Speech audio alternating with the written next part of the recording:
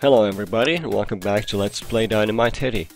Last time Puppet Town was attacked by the Dark Demon, who took most of the ladies away, and sent a lot of puppets to be burned, so it looks like the fate of the show rests in our hands. This is the practice area, it's the first segment of the second act, and we can jump and we can attack in all 8 directions. But this being the practice area, we can learn some new moves. There's 3 doors. Let's get right to it.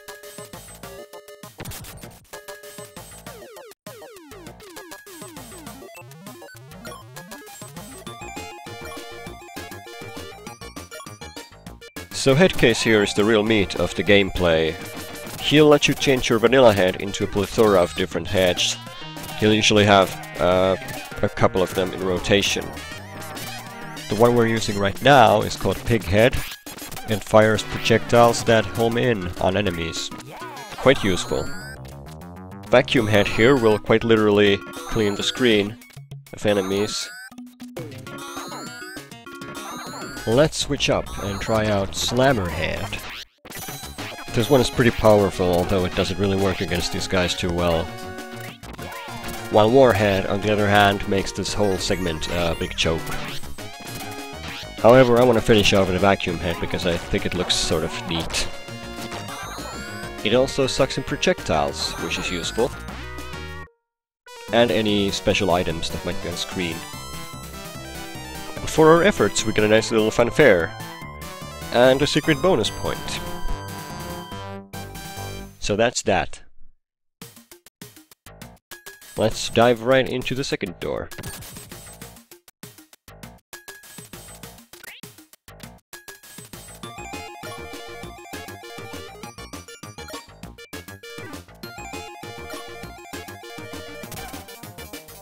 Hangman is quite self-explanatory. He either lifts you up when you fire your head at him, or he will change the environs to help you progress. You can fire your head at him, and if you hold down the attack button, it'll stay there indefinitely. But if you move too far away, it will automatically come back to you.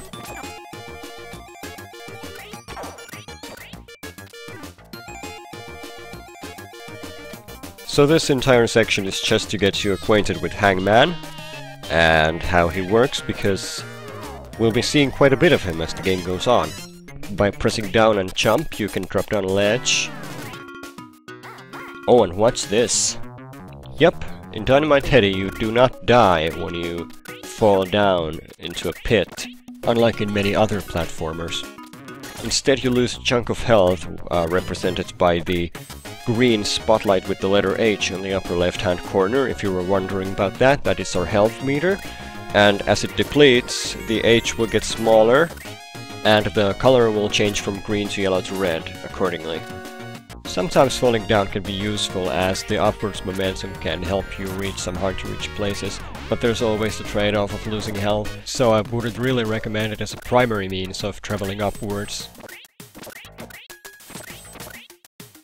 Well, that takes care of the second practice area, and... oops. Okay, get back up there. My OCD is screaming at me for not being in the center of that platform.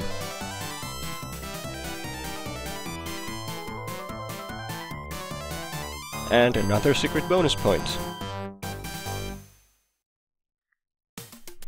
Right, 2 down, 1 to go. Let's get to it.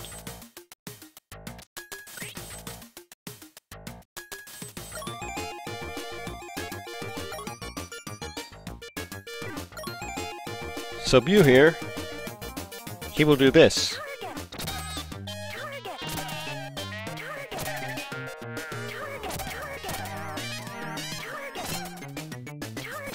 And while he's driving us insane with his target crap, I might as well explain how secret bonus points work. So there's a number of secret bonus points per act, and at the end of each one, the game will tally up the ones you discovered.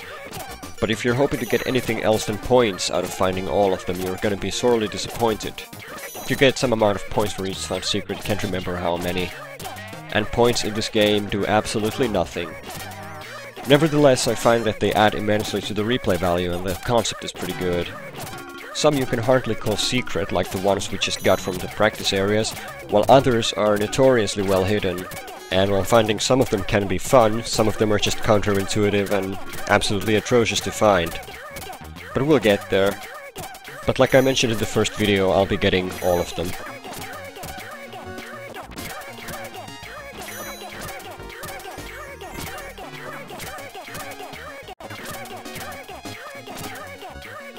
Wow, that was annoying. Thought it was never gonna shut up.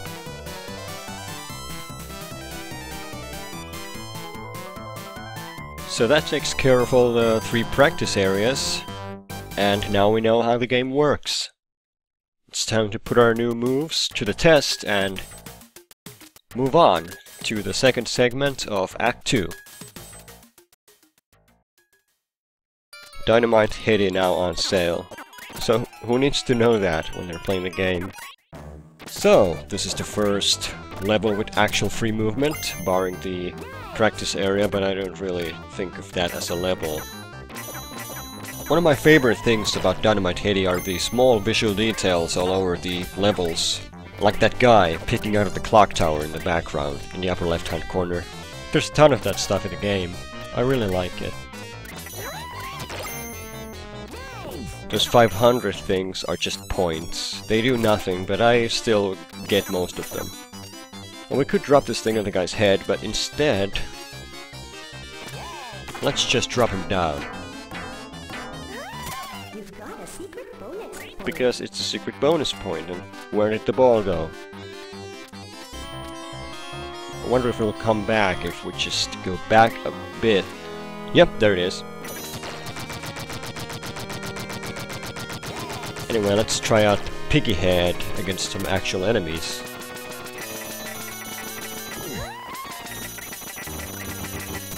Unfortunately, it won't let us grab Hangman, because using attack will simply fire the projectiles.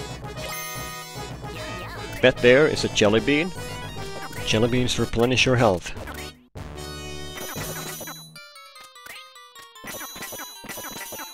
That one, on the other hand, that is an extra life. You definitely want to stack up on those, and oh, almost missed some points. Can't miss any of those points. We've got some heads in rotation, but let's see what that letter B does.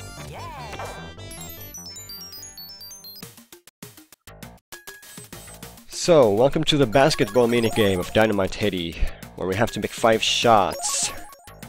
These 2 generators spawn an infinite amount of basketballs, and you're supposed to hit the star-marked baskets. And there's some other baskets as well, as you can see. That one right there is the one with the basketball symbol. That will make basketballs spawn quicker. We'll see it pretty soon. And I'm absolutely terrible at this game, although it might not look like it right now. And in future videos I will simply be editing these out. And that symbol right there that we're gonna hit, that will slow down the conveyor, and it's pretty useful. And the last symbol is the Dark Demon symbol, and if you score one of those, it'll destroy a generator. And if you score 2, both of the generators go down, and you fail the game, and you have to try again later. That's all there is to the basketball minigame, really. And yeah, finally. We made 5 shots, and we have to remember 4. Okay. Why don't you take pen and paper and write it down? I mean it. Go get a pen and a piece of paper and write down number 4. Seriously. Here, I'll wait.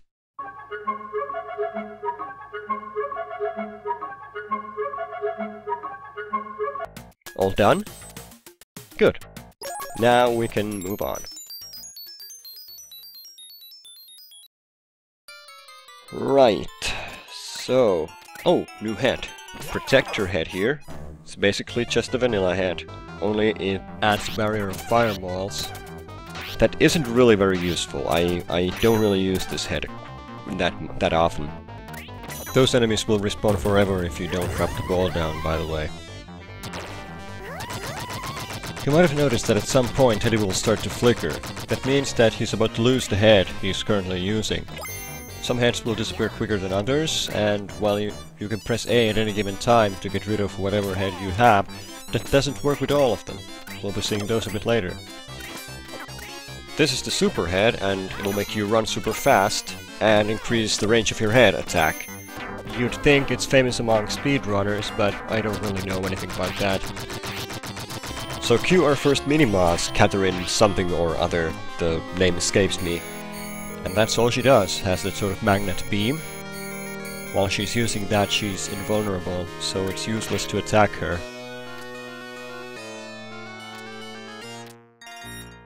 If you let her go to the other side, she'll just push you the opposite direction.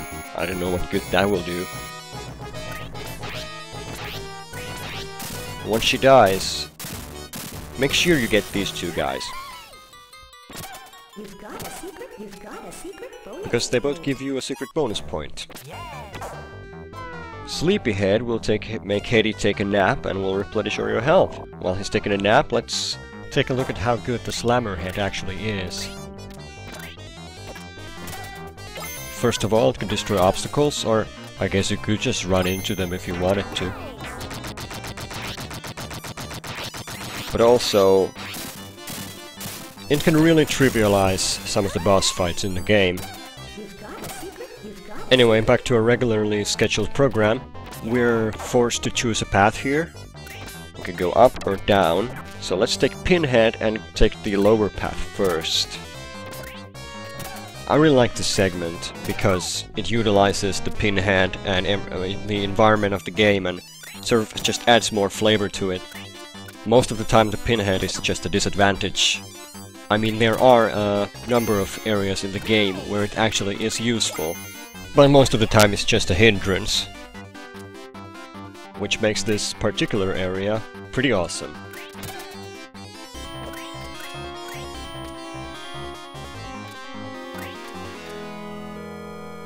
And hidden path, with some more useless points. Hooray! Gotta love the little doggy up there. And now that we've seen the Pinhead path, we might as well rewind. Because you want to take the upper path if you're going for 100%. So let's pick up Spikehead and climb some walls.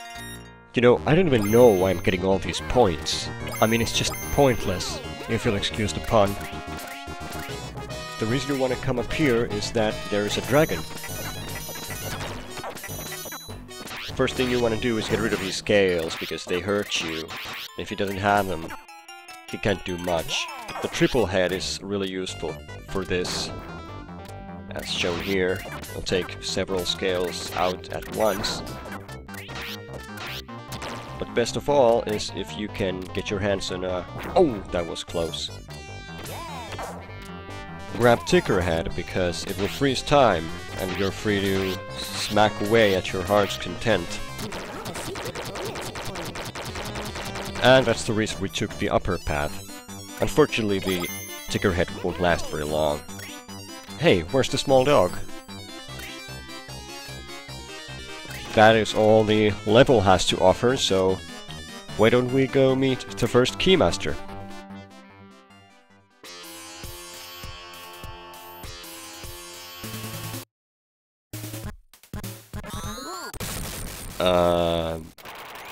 Okay, that works. So, with the Nutcracker Team... Oh no, not you again. Huh, thank you. So with the Nutcracker theme, we're introduced to Mad Dog. Mad Dog will jump up and come down from the right. Don't get squashed by him, he will do massive damage. And that's your best chance to land hits. Then he'll come up from the opposite side and drop a random object on your head. He can be taken out quite fast, but there's a reason I'm not killing him outright. Oh, I love this attack. Gotta watch out for the dogs. Don't kill the dogs. Look at them. I mean, look at them. They're adorable. If you ever kill that thing, then you're a monster. Don't kill the dog. Anyway, let's pick up Warhead from the left over here and... Oh, crap. not Melon Head. Anything but Melon Head. Well, should be self-evident that you don't want to pick up Melon Head. Because Melon Head will make you go real slow and render you completely defenseless. Just gotta wait for it to go away. Don't pick that up. Oh. It's that guy from the first video. You've got a secret bonus point. Who will double as a secret bonus point from here on out. With Bino taken care of, we can take this guy out, but I really want to finish him off with a super head for reasons shown in a minute. This fight, by the way, can take anything from 30 seconds to 10 minutes if you're going for 100%. It all depends on how quick Mad Dog will drop Bino. On one of my practice runs, it took nearly 9 minutes. So we got really lucky here. Anyway, I think a super head should be coming up next. Yep. The reason we want to pick up super head is that once bosses die, they drop these blocks around, and if you collect enough of them, You've got another try. you get a continue, which you have 0 of when you start the game, and you're sorely going to need them. I think you can miss maybe 6 of those blocks, tops, if you want the continue. So whenever you have the chance, you should finish bosses off with the super head, because it makes collecting the blocks a whole lot easier. But that is level 2 cleared out, so we can grab that key or whatever it is, and move on to the next act once we... Oh wait. Thank you. You're just gonna let her take it, Headdy? I guess you have no issue with that. Well, she's gone with the key. And so are we. We're free to move on to Act 3, and I will see you folks down under. Thank you for watching.